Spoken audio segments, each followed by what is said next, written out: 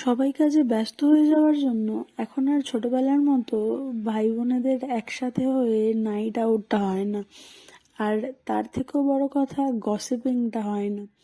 So সেই জন্য অনেকদিন ধরেই প্ল্যানিং হচ্ছিল যে সবাই একসাথে থাকবো, আড্ডা দেব। সেই মতোই আমরা চলে গেলাম যেখানে আড্ডা দেওয়ার জায়গাটা, ছোটবেলা থেকে যাদের সাথে শুধু ফাজলামোটাই নয়, একটু সিরিয়াস কনভারসেশনও হতো। আর সেখানে গিয়েও অ্যাড অন হয়েছে দুজন পুচকু। তো প্রথমে দেখে কান্নাকাটিটা ভালোই চলছিল, কারণ কি অনেক দিন বাদে দেখা হয়েছে, সেই জন্য চিনতে অসুবিধা হচ্ছিল। বনুর একটু বেশি কান্না পাচ্ছিল দেখে। ভাইয়ের যদিও কোনো হেলদোল ছিল না, ভাইয়ের একটু গান চালিয়ে দেওয়া হলো, ব্যাস ভাইয়ের নাচানাচি শুরু। তো একটুখানি গল্প হলো, তারপর আদর হলো। আস্তে আস্তে যখন বুঝলো যে না এ নিজেদের লোকই, তখন সিচুয়েশনটা ঠিকই ছিল। দেন ডিসাইড করা হলো, যেহেতু স্যাটারডে ছিল, কালী মন্দির যাওয়া হবে। অনেকটা রাত্রি হয়ে গেছিল, যদিও স্যাটারডে থাকার জন্য বেশি রাত্রি গিয়েও আমরা কিছু ফাঁকা পাইনি। ওই মন্দিরের চারিদিক ঘুরে একটুখানি বসে অবশেষে বেরিয়ে আসা। যদিও বাইরের মন্দিরগুলো আমরা দর্শন করেছি, আর যেটুকু ঠাকুরের দর্শন পেয়েছি সেটুকুই।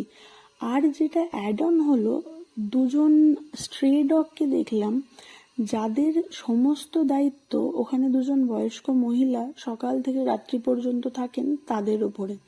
তারা শুধুমাত্র ওদের খাওয়া দাওয়ার দায়িত্বটা নেয় না, তার থেকেও ওদের বিছানা, কম্বল সব কিছুর দায়িত্ব নেয়, যেটা এখনকার দিনে খুব রেয়ার একটা জিনিস।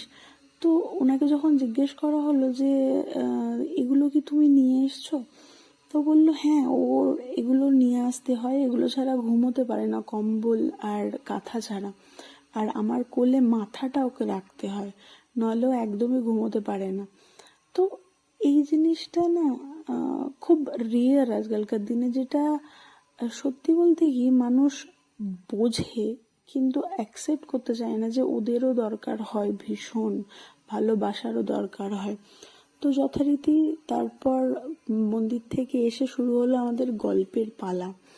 এতদিন বাদে পিসির সাথেও দেখা, দিদির সাথেও দেখা। তো গল্পটা কিছুতেই আর শেষ হচ্ছিল না। খাওয়া দাওয়াটাও তার সাথে দরকার, কিন্তু আমাদের গল্পটা এত জমে গেছিল, তো গল্প না শেষ হওয়ার জন্য খেতে যেতেও পারছিলাম না। যদিও গল্পটা কোথা থেকে শুরু হচ্ছিল, কোথায় গিয়ে শেষ হচ্ছিল, সেটার কোনো কুলকিনারা ছিল না। আর যেহেতু দুজনা ঘুমোচ্ছিল, একটু শান্ত পরিবেশ পাওয়া গেছিলো অনেক দিন পর, সেই জন্য চলছিল আড্ডা। দেন রাত্রেবেলাতে চলছিল মুভি দেখার পালা। রাত্রি 3টে 4টে যাই হোক, তো আগের মতোই শুরু হলো মুভি।